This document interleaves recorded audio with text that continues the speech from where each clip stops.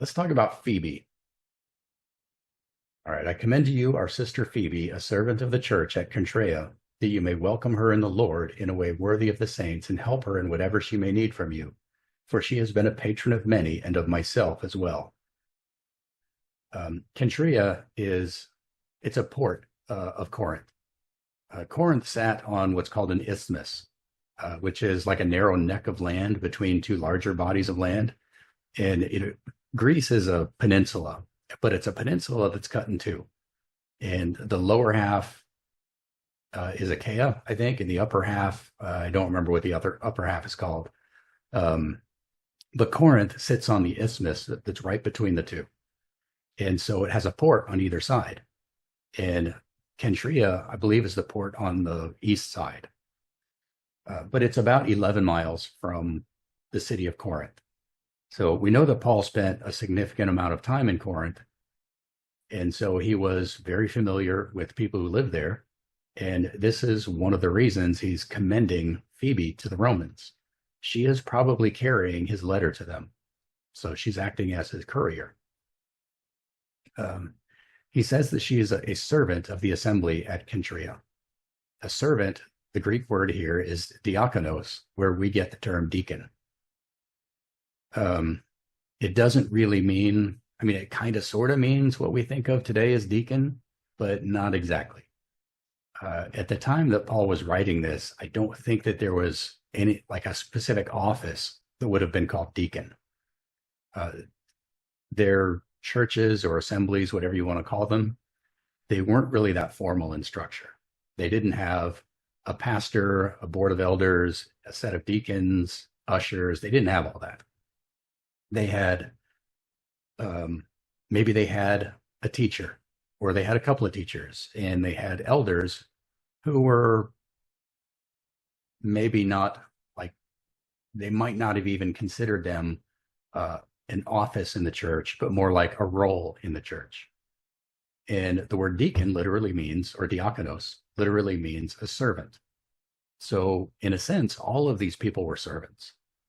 But then they also had people who did all kinds of services. If you remember in Acts, there's the story of there were two groups of Jews in the city of Rome who were believers. There were Hellenized Jews, and then there were the Jewish Jews. And there was some conflict about the widows in both groups. There were lots of contributions coming into the assembly, and then the apostles would hand out donations to the widows to help maintain them. But the Hellenized Jews complained that their widows weren't getting an even portion. So the disciples got together, they chose 7 men and put Stephen in charge of them. And these men are deacons. And Stephen was kind of like the head deacon of this committee. Other things, somebody could be in charge of childcare, somebody in charge of maintaining the facilities. All of these people are deacons because they are servants of the assembly. So when Paul says that Phoebe is a servant of the assembly at Cenchrea, it's not saying that she had a specific office in the church. It meant that she performed some service for them. And we can get some clues as to what that service might have been here. Paul says that she was a patron of many and of himself as well.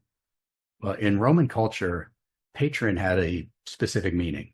And it's very similar to what we think of, and we get our word patron from the Latin word. If you've seen the movie The Godfather, the Godfather acts as sort of a protector and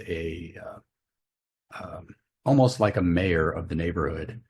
And when people need a favor, they come to him and he doles out favors, and he's like a coordinator and facilitator, community organizer, all of these kinds of things. And this is kind of what a patron did.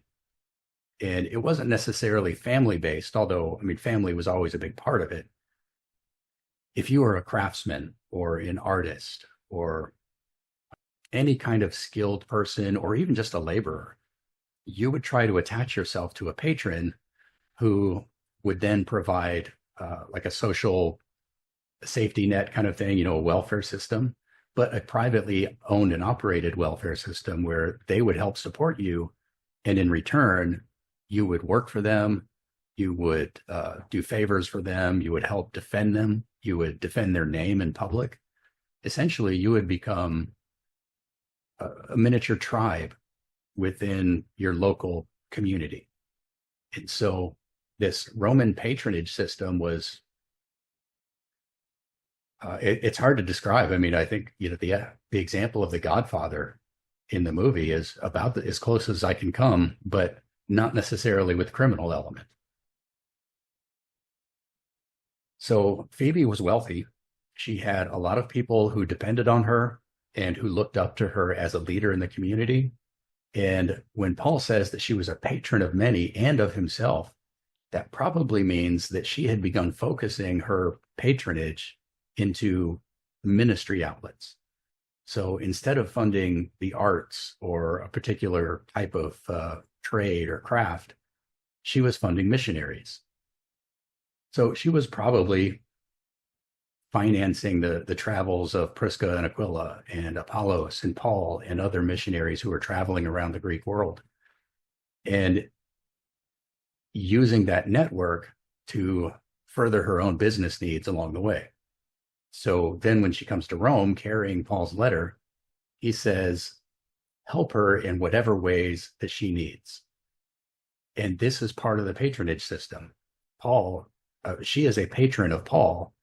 It doesn't necessarily mean in Paul's case that he was accountable to her, but he does feel obligated to try to help her in whatever endeavor she has. So she has come to Rome on her own, carrying this letter, but she probably also has business interests. Being a patron, she's wealthy. Being a woman who's traveling on her own and a patron with her own funds, she's probably a widow. So she's not necessarily accountable to anybody else. And she's running her family business. And the help that the people in Rome could give her are introducing her to people that she might be able to do business with, introducing her to the other assemblies in Rome, because she's probably going to be carrying this letter around to the various home fellowships in the greater Rome area, giving her lodging, although being wealthy, not really sure that she would require that. I don't know the details of how that kind of thing happened in Roman society. I'm not sure if they had hotels in the same way that we think of them. Jay, would her circumstance have been the norm in Roman society? I know that there are many that have a hard time with the role of women in terms of authority, both then and now. How would she fall within that realm of thought? Well, money goes a long ways. Roman and Greek society were much more patriarchal than ours. A younger woman who is married with children really didn't have any rights that her husband didn't say that she has. She really couldn't operate independently. And if she was a slave, that was even more so. I mean, slaves could sometimes operate under the radar of everybody else because the social elites pretended to ignore them most of the time. But in this case, she's probably a widow, and she's definitely wealthy. This gives her a lot of freedom that other women wouldn't have.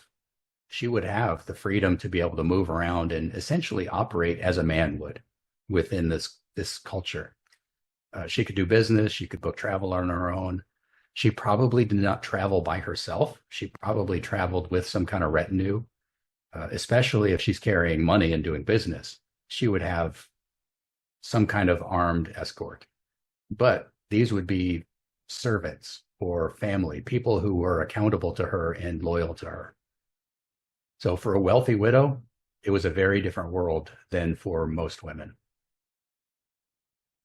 I make it sound like I'm some kind of expert in ancient Roman culture, and I'm not. So please don't take my word for anything. If you're really curious, you might want to do some research on your own. This is, I've done a lot of reading and listened to a lot of lectures on the topic, but I am not a scholar on this in this area.